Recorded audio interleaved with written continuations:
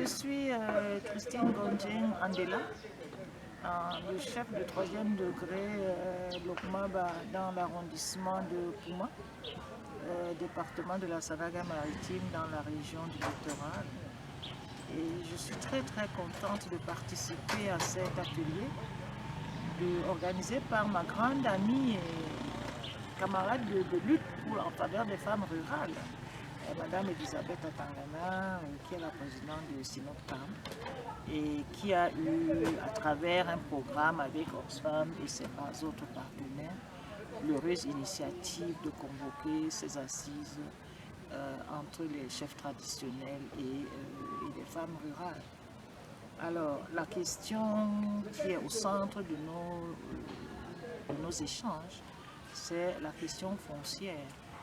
Et vous savez que dans la pratique quotidienne de notre travail en tant que chef traditionnel, la question foncière, les conciliations sur les questions foncières occupent une très grande partie de notre temps. Et si on ne faisait même pas attention, ces questions-là seraient les seules à occuper notre temps. Or, un chef traditionnel ne s'occupe pas effectivement que des problèmes fonciers. Il y a aussi d'autres problèmes dont il doit s'occuper, tels que la paix, la sécurité, tels que le développement économique dans sa région, dans sa communauté, et tels que le respect des lois et règlements de la République par rapport au développement durable de nos communautés.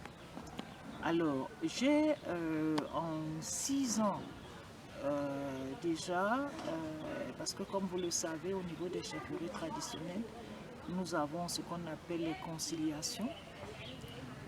Ce n'est pas vraiment des tribunaux en tant que tels, mais ce sont des instances où le mot est bien choisi, où nous essayons justement, où nous devons faire des conciliations, surtout en matière de litige foncier. Et sur les 39 cas que j'ai déjà eu à traiter depuis que je suis donc à la tête de cette chefferie, je peux dire que j'en ai plus de la moitié qui sont du fait justement des femmes. Et ça, c'est déjà une grande évolution parce que autrefois, les femmes rurales n'avaient pas même idée d'aller revendiquer, leurs droits sur une parcelle de terre, puisqu'il fallait toujours que cela soit fait à travers ou par les hommes. Aujourd'hui, avec mon expérience, je me rends compte que les femmes, en se basant justement sur les dispositions de la loi et même de la Constitution, parce qu'en matière foncière, il n'y a pas de différence au niveau du cadre juridique moderne entre les hommes et les femmes. Il n'y a pas un seul article qui dit que la terre appartient aux hommes. Il n'y a pas un seul article. Donc ce n'est pas...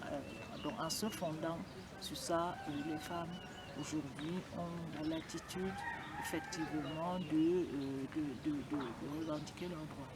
Cela n'empêche pas qu'il y a encore d'énormes difficultés auxquelles les femmes sont confrontées. D'abord, les pesanteurs elles-mêmes ont du mal à croire qu'elles ont ces droits-là sur les terres. Ensuite, évidemment, c'est-à-dire les situations de genre qui sont provoquées dans les communautés où les hommes sont en position de pouvoir et de domination en matière foncière.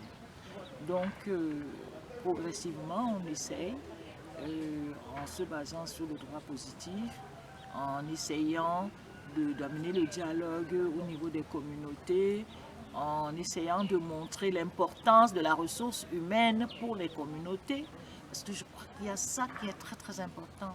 La propriété foncière, c'est bien, mais si vous avez une propriété foncière sans les êtres humains, vous n'avez rien. Donc la femme, elle est là, elle a cette capacité, elle a cette faculté qu'elle apporte, elle a avec elle de la population, des enfants, qu'elle soit mariée ou qu'elle revienne chez elle des mariages malheureux avec des enfants, elle ramène dans la communauté une richesse énorme qui est la ressource humaine. Et aujourd'hui, tout notre travail, c'est justement de placer cette ressource humaine au cœur de la problématique de la foncière.